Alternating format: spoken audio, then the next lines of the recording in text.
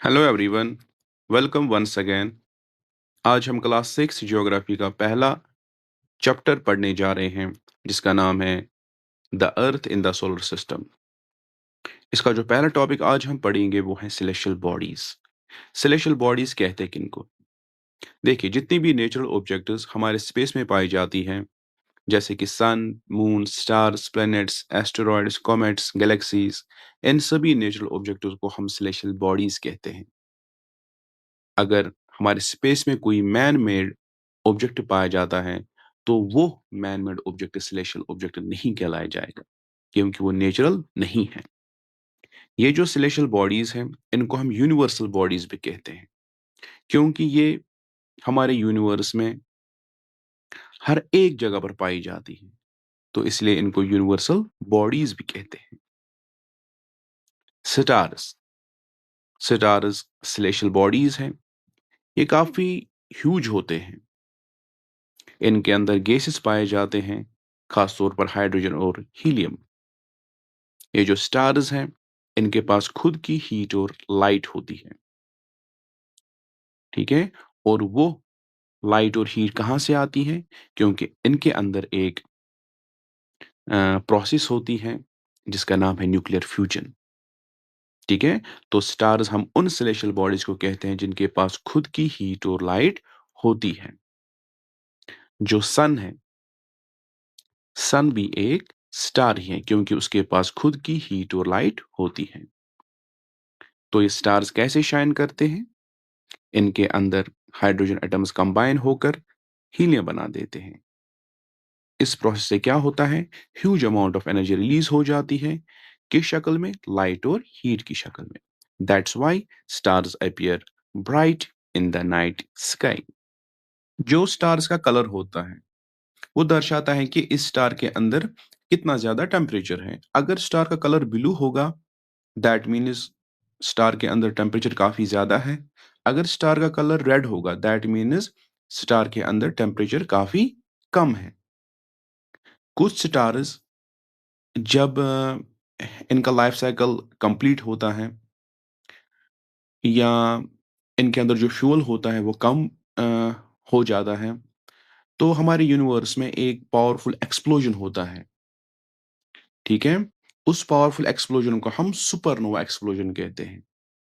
Supernova explosion क्या है? ये तब होता है जब स्टार्स जब यूं कह सकते हैं कि जब स्टार्स की मौत हो जाती है।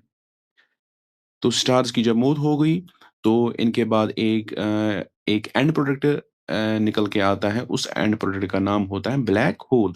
तो ब्लैक होल तभी बनता है जब स्टार्स अपनी लाइफ के एंड तक पहुंच जाता है, ठीक है। जब इनका लाइफ स्पैन खत्म हो जाता है फिर ब्लैक होल बन जाता है।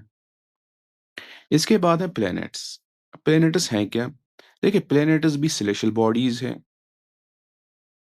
जो सन के इर्द गिर्द घूमते हैं, लेकिन इनके पास खुद की हीट और लाइट नहीं होती है। जैसे कि स्टार के पास खुद की हीट और लाइट होती है, वैसे ही जो प्लेनेट हैं इनके पास खुद की हीट और लाइट नहीं होती है। ये जो लाइट रिफ्लेक्ट करते हैं वो लाइट असल में सन की होती है, जिसके इर्द गिर्द ये प्लेनेट्स चक्कर मारते रहते हैं। हमारे सोलर सिस्टम में 8 प्लेनेट्स हैं जो इस सन के इर्द गिर्द घूमते हैं। और जिस रास्ते में ये प्लेनेट्स इस सन के इर्द गिर्द घूमते हैं उस रास्ते को हम ऑर्बिट कहते हैं, ठीक है। ये जो ऑर्बिट होता है इसकी शक्ल एलिप्टिकल होती है, तो हम इस ऑर्बिट को एलिप्टिकल ऑर्बिट भी कहते हैं। जैसे एक अंडे की शक्ल होती है, बस वही शक्ल इन ऑर्बिट्स की भी होती है, तो इसलिए हम इनको बोलते हैं एलिप्टिकल ऑर्बिट।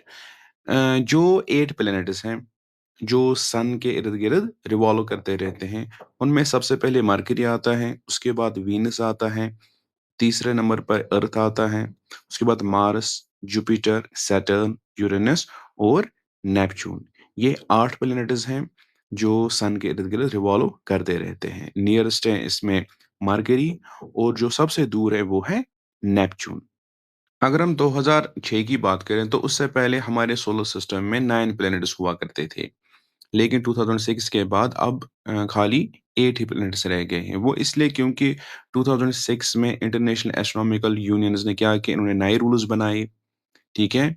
किनके रिलेटेड? प्लैनेट्स के रिलेटेड और अकॉर्डिंग टू देम हम प्लैनेट्स को या सेलेस्टियल बॉडी को तब प्लैनेट कह सकते हैं जब वो सन के इर्द-गिर्द घूमेगा, ठीक है? दूसरा, जब उसकी शक्ल स्फेरिकल होगी और तीसरा, वो अपने ऑर्बिट को क्लियर कर पाता होगा। तो जो सेलेस्टियल बॉडी इन तीनों रूल्स को फॉलो करती होगी, तो हम उस सेलेस्टियल बॉडी को प्लैनेट कहते हैं। और जब प्लूटो की बारी आई तो ये देखा गया कि प्लूटो की जो शक्ल है, वो तो स्फेरिकल है। प्लूटो सन के इर्द-गिर्द भी घूमता रहता है। लेकिन प्लूटो के ऑर्बिट में जब भी कोई चीज़ आ जाती थी, तो प्लूटो उस चीज़ को अपनी ऑर्बिट से क्लियर ही नहीं कर पाता था। तो इसलिए प्लूटो को फिर प्लैनेट्स की कैटेगरी से बाहर किया गया। प्लूटो को फिर एक और कैटेगरी में डाला गया, जिसको हम बोलते हैं डार्क प्लैनेट। तो डार्क प्लैनेट्स क्या हैं? ये ऐसे सेलेस्टियल बॉडीज़ हैं, जो ऑर्बिट करते हैं सन को या सन के इर्द-गिर्द घूमते हैं, जो स्फेरिकल इन शेप होते हैं, लेकिन जो अपने ऑर्बिट को क्लियर नहीं कर पाते हैं। तो ऐसे सेलेस्टियल बॉडी को हम डार्क प्लैनेट्स कहते हैं। ये जो प्लूटो है, ये क्यूपर बेल्ट में पाया जाता है, बाकी आइसी ऑब्जेक्ट्स के साथ। अभी आप अपने स्क्रीन पर देख पा रहे होंगे क्यूपर बेल्ट, जो कि नेपच्यून प्लैनेट के बाद आता है।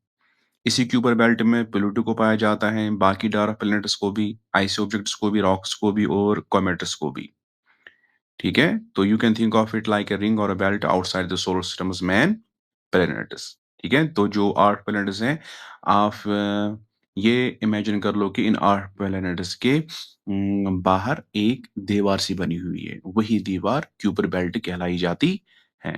तो उम्मीद है आप लोगों को आज का टॉपिक पसंद आया होगा और समझ भी आया होगा।